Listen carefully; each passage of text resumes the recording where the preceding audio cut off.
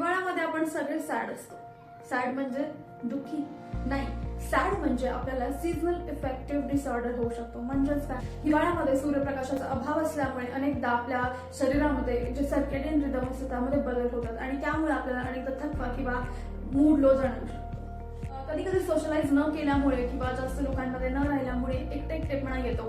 तसेच या ऋतूमध्ये हॉर्मोनल बदल झाल्यामुळे सिरोटोनिन आणि मेलाटोनिन हे जे दोन हॉर्मोन्स आहेत त्यामध्ये बदल होऊ शकतात. हे दोन हॉर्मोन्स आपल्या शरीरामधल्या अनेक गोष्टींसाठी कारणीभूत ठरतात. त्यामधल्या मेन दोन गोष्टी आणि त्या म्हणजे आपली झोप आणि आपला जो आनंद फील करण्याचा अनुभव असतो तो ह्या हॉर्मोन्समुळे चेंज होऊ शकतो आणि त्यामुळे आपल्याला लो मूड किंवा डिप्रेस्ड फील होऊ शकतो. सीझनल चेंजेस तर होणारच आहेत, पण आपण अशा कोणत्या गोष्टी करू शकतो की ज्यामुळे त्याचा इफेक्ट आपल्यावर होणार नाही. सगळ्यात पहिलं म्हणजे तुम्ही जास्तीत जास्त सूर्यप्रकाशामध्ये स्वतःला एक्सपोज करा.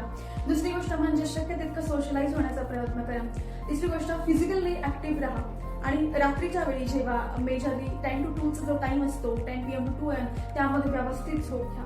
चौथी गोष्ट म्हणजे तुम्ही शक्य असेल तर बाहेर मातीमध्ये किंवा गवतावर चाला, ज्यामुळे तुमचा मूड इम्प्रूव्ह होऊ शकतो. तसेच तुमच्या एनर्जी लेवलमध्ये भरपूर प्रमाणात फरक पडू शकतो. आणि त्याचबरोबर तुम्ही आनंदी राहण्याचा प्रयत्न करा, सगळ्यांबरोबर तुमचा आनंद शेअर करा आणि हा व्हिडिओ आवडला असेल तर तुमच्या फ्रेंड्ससोबत फॅमिलीसोबत शेअर करा. पुन्हा भेटूया.